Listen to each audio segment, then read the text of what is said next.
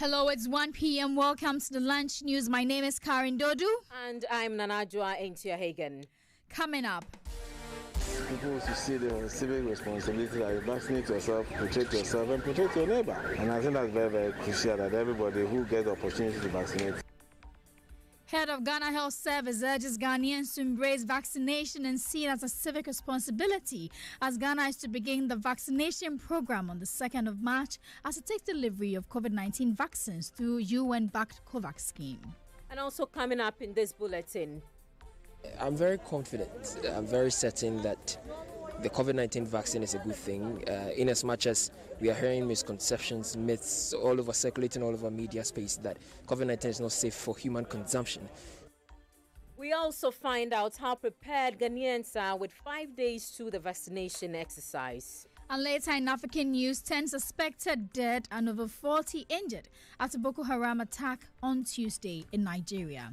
All that with sports and entertainment over the next 30 minutes. You're listening to Lunch News on Asaase Radio on 99.5 megahertz, bringing you the voice of our land. We're also live on our sister station, Asaase Radio in Kumasi, 123 FM in Tamale, on our affiliate, Stone City Radio in Ho, and across the globe on Asaase TV Official.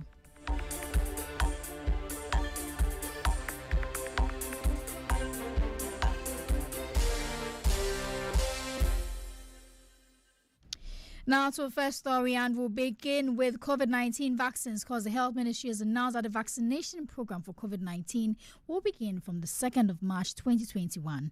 This vaccination program will target special workers, particularly frontline health workers. Now, Ghana this morning received 600,000 doses of the vaccine through the UN-backed COVAX scheme, making it the first country to do so. President Akufo-Addo is said to be the first to be vaccinated on the 2nd of March. The following report has more details. Earlier today, a flight carrying 600,000 doses of the AstraZeneca vaccine under the COVAX initiative and produced by the Serum Institute of India arrived in the country. The delivery comes almost a year after the World Health Organization first declared the disease as a global pandemic. The doses will be used to start a vaccination exercise targeted at 20 million people. It will begin from frontline health workers, followed by others at high risk. The goal of government is that every Ghanaian will be vaccinated. There are, however, some concerns about how the doses will be stored and distributed, as well as the capacity of the country's existing cold chain infrastructure. Unlike some developed nations, countries like Ghana have limited bargaining power to negotiate directly with manufacturers. As a result, it is principally relying on two multilateral initiatives to store the vaccines. But public health authorities have assured Ghanaians that a comprehensive plan exists to make use of the country's existing cold chain infrastructure for vaccination distribution. This infrastructure supports Ghana's enviable record in immunization coverage that has helped reduce infant mortality and the incidence of vaccine-preventable diseases such as measles. The proliferation of fake news and misinformation on social media in certain quarters of the popular press are said to be fanning those embers. Public health authorities will have to focus on identifying and addressing both legitimate apprehensions and conspiracy theories. This will also have to be proactive in monitoring digital platforms because of their dynamic and viral nature of vaccine misinformation. For Asaase News, Tina Moses Sam reporting. Meanwhile, the arrival of the vaccines and the vaccination exercise comes amid fears of other possible health risks it may pose on Ghanaians across the country. Asaase News spoke to some residents in several regions on their take with the arrival of these vaccines. Here are some from the Ashanti region. I'm very confident. I'm very certain that the COVID-19 vaccine is a good thing, in as much as we are hearing misconceptions, myths circulating all over media space that COVID-19 is not safe for human consumption. Hearing the regional health director, feel it's a good thing, and I would entreat all Ghanaians to subscribe to vaccinating against COVID-19. There are a lot of misconceptions about the vaccine. Under normal circumstances, if you are going to vaccinate somebody, you have to run some checks on the person to find out whether the person has some hidden illness or otherwise. But here's the case, there's nothing like that. So, I mean, if somebody opts not to vaccinate him or herself, I mean, you can't blame that person. What are your fears? To tell you the truth, I don't have any fears, but I mean, they should come clean with certain things with the public. Well, you had some residents in the Ashanti region interacting with our correspondent Jonathan Ofori. Meanwhile, in the Oti region, similar concerns were shared by residents there. I'm pleading with the government so that you will not even make it by force, because then it's going to be like there's going to be another war. So please don't make it a compulsory thing. But personally, I wouldn't take it. I don't want it, and I would not take it. I will not go for the vaccine anyway, because monitoring the international stories, you realize people are complaining of different sickness and threats that have been discovered after their test. I don't know what chemicals they put together. So I will rely heavily on the herbal medicine then, or even observe the service protocols. That will be okay. Oh, no, the vaccine I will also not take, because I have to put some things together, study the way the things are going. Maybe if someone takes this and a person comes in contact with an infected person and the person did not take them, like contract the virus, I will also try to take. Let's now hear people from the Eastern region. That vaccine, according to the doctors, they said it's not cure the COVID-19, even if you take the injection. So why should I take this medicine? I saw on Ghana television this morning that the vaccines have arrived. It's my prayer that the vaccines will help in stopping the spread of the virus. Looking at the way it is increasing in the region, it is my prayer that those who will take it will not have any side effects, and it will work perfectly for us. We are hearing from other countries that the percentage of efficacy is much lower than expected. For that reason, I think we need to find out from our Food and Drug Authority whether this vaccine is going to help us in terms of its efficacy. Other than that, I think it's not the best. Now, despite the misconceptions surrounding the vaccines, the Director General of the Ghana Health Service, Dr. Patrick Kumabwaje, has urged Ghanaians to see the vaccination as a civic responsibility. He made the comment earlier this month at an annual Ghana Health Service performance review meeting in the Western North region. Vaccine is a very important step. It helps us build our own immunity to fight the disease, and so to reduce the spread and also reduce the severe disease. You want to see this, people to see the civic responsibility, like vaccinate yourself, protect yourself, and protect your neighbor. And I think that's very crucial that everybody who gets the opportunity to vaccinate take the advantage of this important. Countries that have done it have seen significant reduction in their cases. In Israel, say that for the people who have been vaccinated there, the spread has reduced by about 94% among that group, and I think it is something that we must take it on. On the sensitization of the vaccines, the National Commission for Civic Education says it is yet to officially commence a campaign on the vaccines across the country. So we haven't gone out yet, except for doing key interviews and at this stage, going on radio shows, particularly here in Accra and other major cities. We have not deployed our district education campaign fully just yet, particularly on vaccines.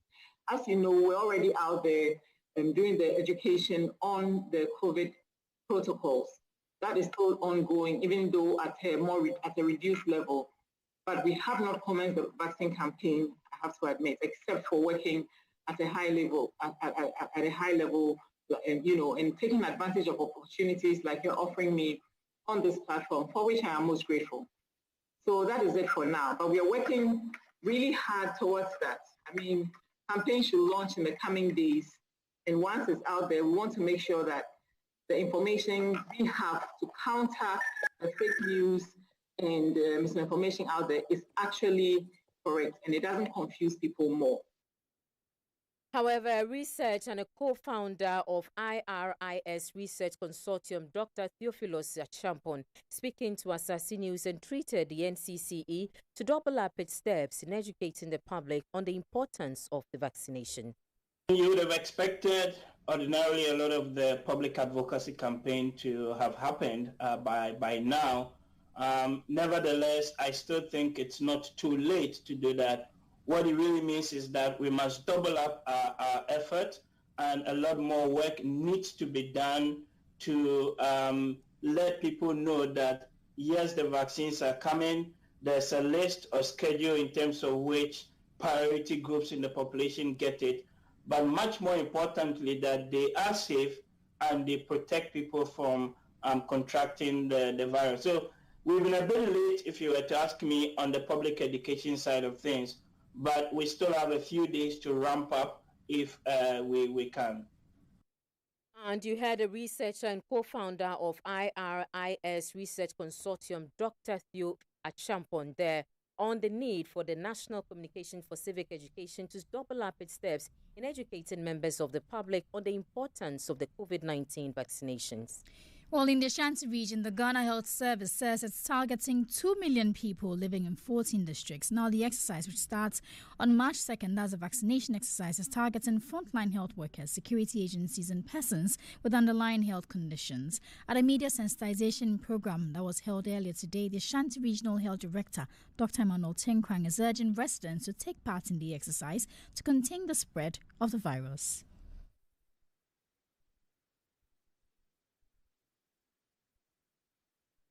We all know the information that is going around about the vaccine. There has been a lot of fake news, a lot of half-truth, a lot of myth and misconceptions about the COVID vaccine. But one thing I want to assure you is that vaccination is not new in Ghana. Through vaccination, we're able to eradicate so many diseases. If you remember, recently, you talk about measles, and the measles incident has gone down. We did it through vaccination. We've also vaccinated so many people using the yellow fever vaccine. The way vaccines are manufactured, the way they act, and other things is the same. Emmanuel Tenkrang is the Ashanti Regional Health Director at the Ghana Health Service. Let's now cross over to the Ashanti region and speak to our correspondent, Jonathan Ofori, who was at the sensitization program, to tell us more about the rollout plan for the region. Hello, Jonathan. Good afternoon. Good afternoon, Karen. So we understand it's going to happen in 14 districts. Tell us which districts are going to receive the vaccines. Yes, so these districts are the Greater Kumasi areas, which includes the Kumasi Metropolitan Assembly and other lockdown areas, other areas that experience the lockdown. That includes Obuasi areas. We also have the Bosonche Oforikrom, which is second to the Kumasi Metropolitan Assembly with the highest number of coronavirus cases. And the other areas include the Achuma Nwabieja, the Asokwa, and the Achuma Nwabieja South Municipal Assembly. So the rollout is such that the vaccines is targeting close to 2 million people as the Ghana Health Service rolls out its vaccination plan for the first phase. As the service intends to roll out the vaccination plan, what about the education on the vaccines? We earlier had some residents there, but then from your own assessment, how are people understanding the importance of the vaccines which arrived today?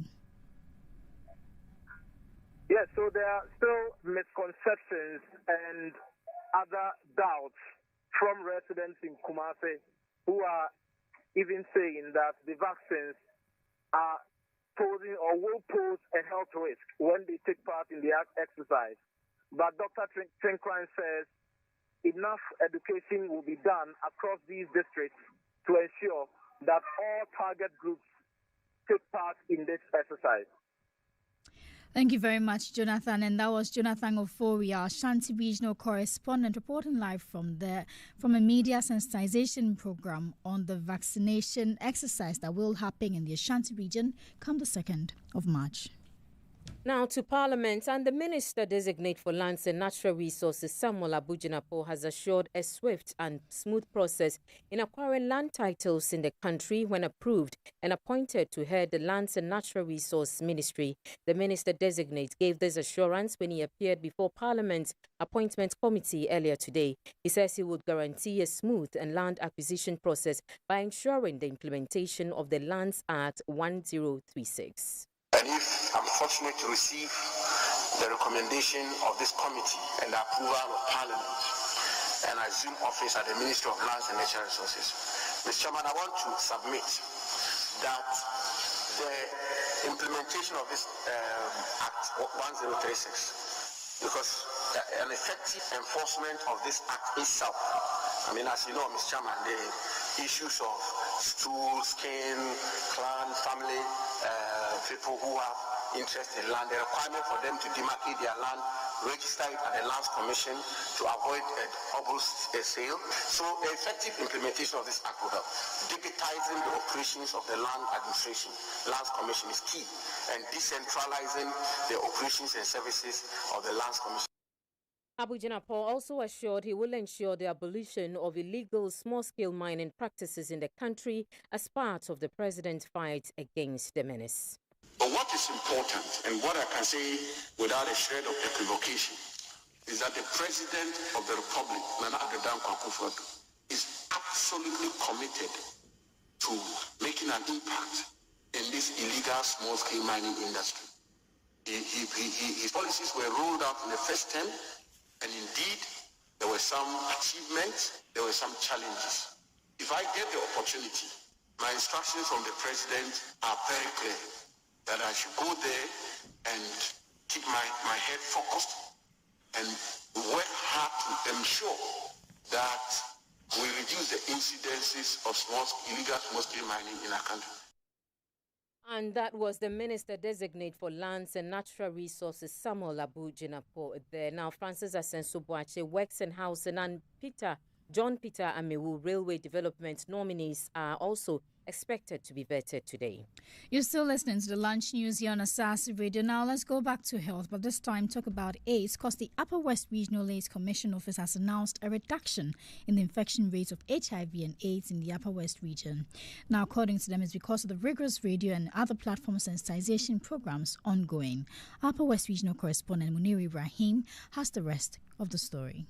Per data from the Upper West region of the AIDS Commission, there has been progress towards UNAIDS 90-90-90 target for prevention and treatment of HIV and AIDS from the Upper West region. In the 2019 national estimates and projections, the Upper West regional HIV prevalence is 0.72%, slightly down from the previous prevalence of 0.83% in 2018. There are an estimated 3,657 people living with HIV in the Upper West region, with 214 new infections and 145 AIDS-related deaths in the year 2019. Regional Director for the AIDS Commission, Dramani Yakubu, has hinted that the reduction of the infections rate can be traced to vigorous radio campaigns, outreach programs, among other mitigating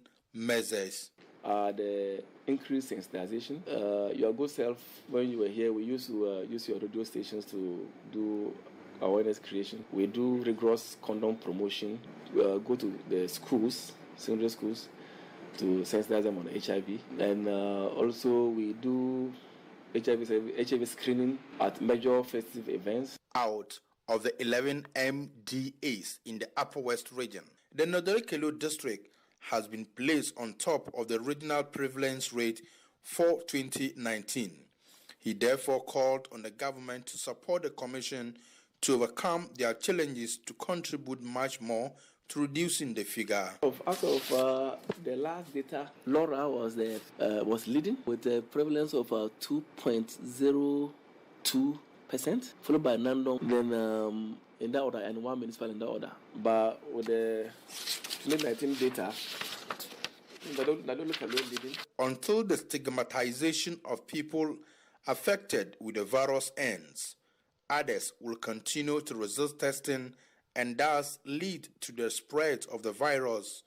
For Asaase News, Munir Ibrahim from the Upper West region.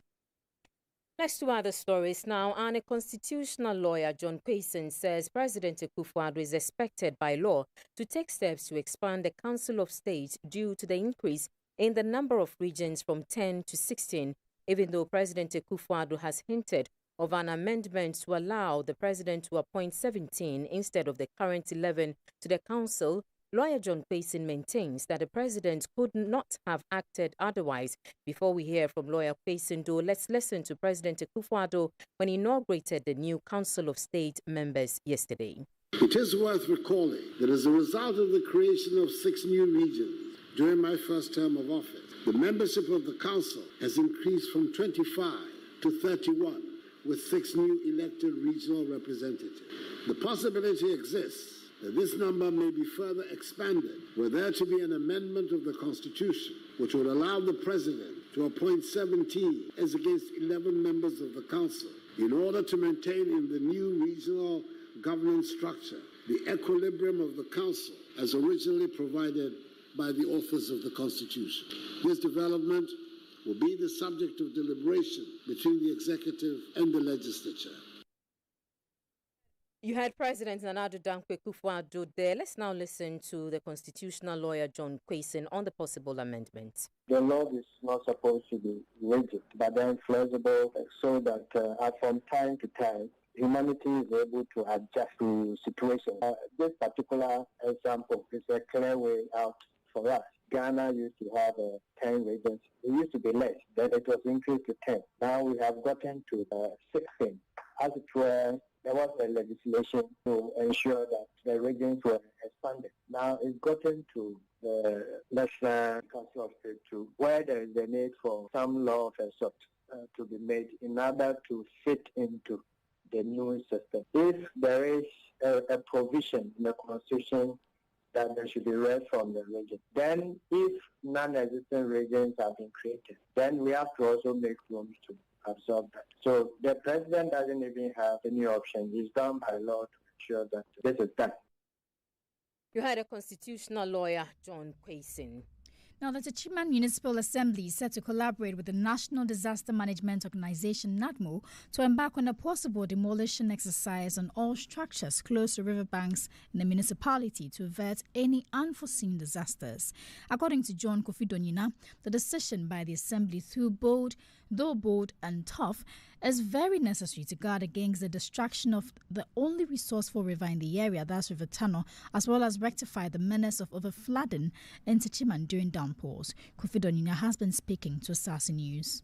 With the NADMO in collaboration with Special Planning Committee of the Assembly, has identified so many wild areas that need to be demolished.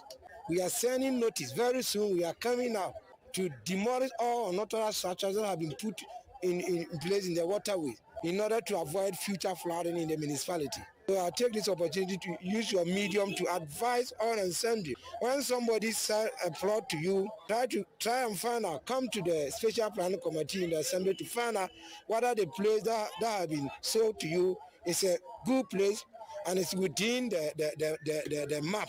From now on, we are not going to treat these occasional people with kick glove. We are going to put into action all the necessary laws, measures that need to be put in place in order to avoid future flooding in this municipality.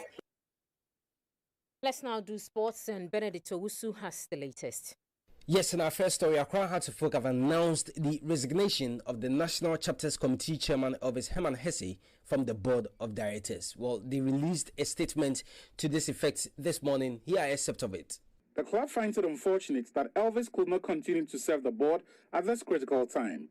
As the leader and thus a vibrant member of the club's followers, he was expected to be the voice of the supporters on the board and be part of the consensus effort to mobilize supporters and also assure all of the club's followers of the bright outlook for the club, given initiatives that have been taken to lay a solid foundation for the club's growth.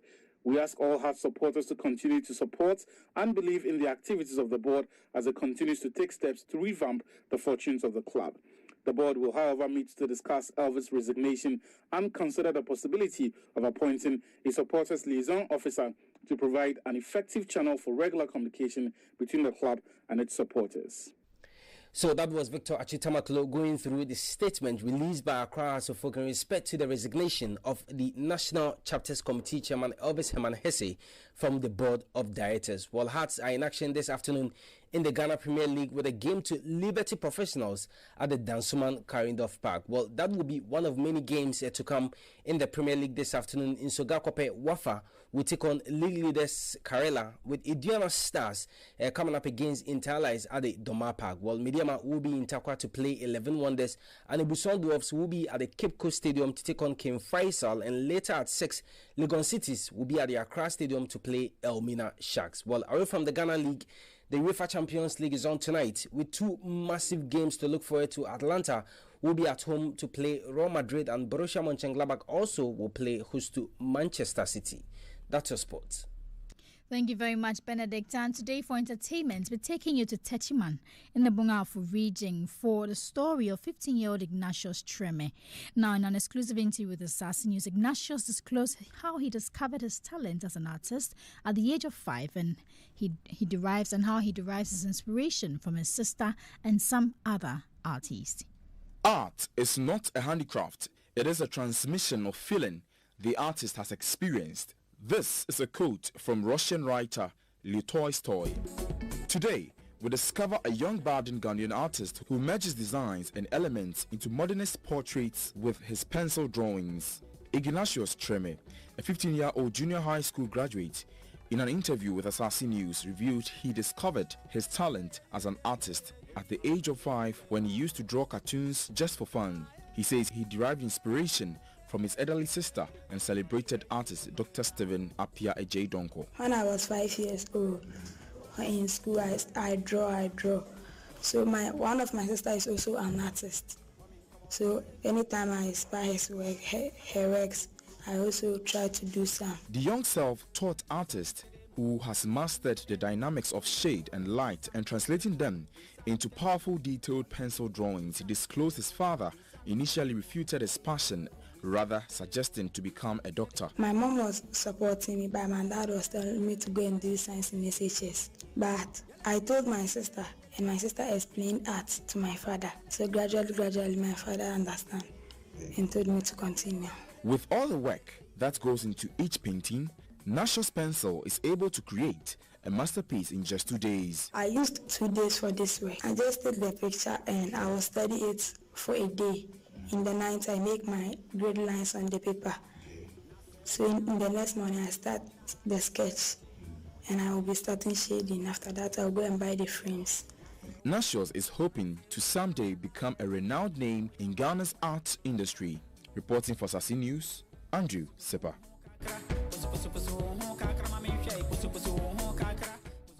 Let's now do some other stories from the continent. An attack on Tuesday by suspected Boko Haram militants in Nigeria's northeastern city of Maiduguri in Borno State has killed at least 10 people and injured 47 others. State Governor Babagana Zulum said the attackers fired rocket-propelled grenades into densely populated areas in the city, including a children's playground. He said the grenades were launched from the outskirts of the city. Pictures released by local authorities showed dozens of injured people in hospital, including children. Governor Zulum on Wednesday visited 2 hospitals where the injured were being treated.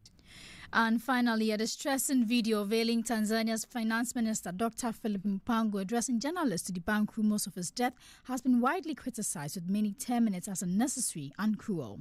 Last week, President John Magufuli dismissed the rumors, saying Dr. Philip Mpango is alive and unproven. On Tuesday, however, Dr. Mpango, flanked by 2 medical workers who were not wearing masks, addressed reporters at Benjamin Barker Hospital in the capital, Dodoma. He reportedly coughed and stopped to catch his breath several times as he read his statement. And that'll be all for the lunch news. A recap of our headlines. Ghana to begin COVID-19 vaccination program on the 2nd of March as it takes first delivery of COVID-19 vaccines through UN-backed COVAX scheme. Also, head of Ghana Health Service urges Ghanaians to embrace vaccination and see it as a civic responsibility. Many thanks for your time this morning. News on AsaseRadio.com. My name is Karen Dodu. And I'm Nanajua Intiahagen. Good afternoon.